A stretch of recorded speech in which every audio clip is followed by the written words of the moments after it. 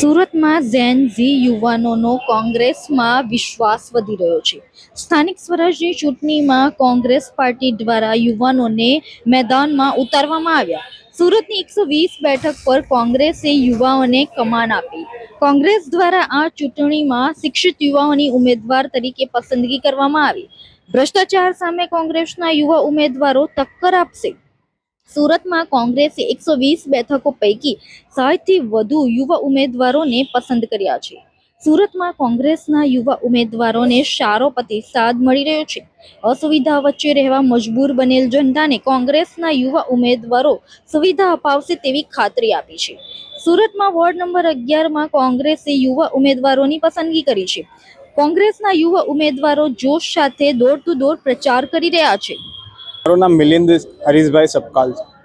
કયા વોર્ડમાંથી છો? હું વોર્ડ નંબર 19 આંજણા ડુંબાલથી કોંગ્રેસ તરફથી ઉમેદવારી કરી રહ્યો છું। જી, જે પ્રકારે આ વખતે કોંગ્રેસ દ્વારા જે જૂના જોગીઓને છોડીને નવા યુવાઓને ચાન્સ આપવામાં આવેલો છે, તો તે બાબતે શું કહેશો? બસ હવે મને એવું લાગી રહ્યું છે કે હવે આવતો સમય જે છે એ જેનઝીનો નવ યુવાનોનો છે, તો કોંગ્રેસ નવ યુવાનોને વધુમાં વધુ ભેગા કરીને એ લોકોને આગળ વધારવા માંગે છે।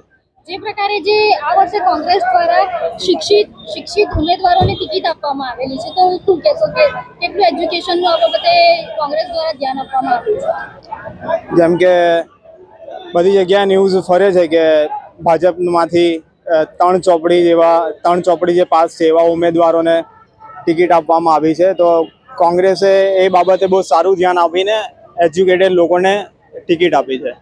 જી, જે પ્રકારે નવા જે યુવા ઉમેદવારોને ચાન્સ આપ્યો છે, તો યુવાઓની કઈ રીતની તૈયારી રહેશે? બસ વધુને વધુ પ્રમાણમાં યુવાઓ કોંગ્રેસ સાથે જોડાશે અને યુવાનોને જે સમસ્યા છે જેમ કે બેરોજગારીની સમસ્યા, એ બધી સમસ્યાનો ઉકેલ કરવાનો પ્રયાસ કરશે। તમે પણ એક યુવા છો, તો યુવા તરીકે તમારી કઈ રીતની તૈયારી રહેશે તમારા વોર્ડમાં જો જીત્યા? આપણી બધી રીતની તૈયારી રહેશે। લોકોનું કામ જે પ્રાથમિક સુવિધાઓ મળવી જોઈએ એનો પ્રયાસ કરશું। યુવાનોને રોજગારી પૂરું પાડવાનું કામ કરશું, તેમજ મહિલાઓને સુરક્ષા પૂરું પાડવાનું કામ આપણે કરશું। જનાબેન રામચંદ્ર વાળે છે। હું 19 નંબર ઓઠી રડું છું, અંજના ડુંબાલથી। જી, જે પ્રકારે આ વખતે કોંગ્રેસ દ્વારા યુવાઓને જે વિશ્વાસ રાખીને તેઓને ટિકિટ આપવામાં આવેલી છે, તો શું કહેશો એ બાબતે?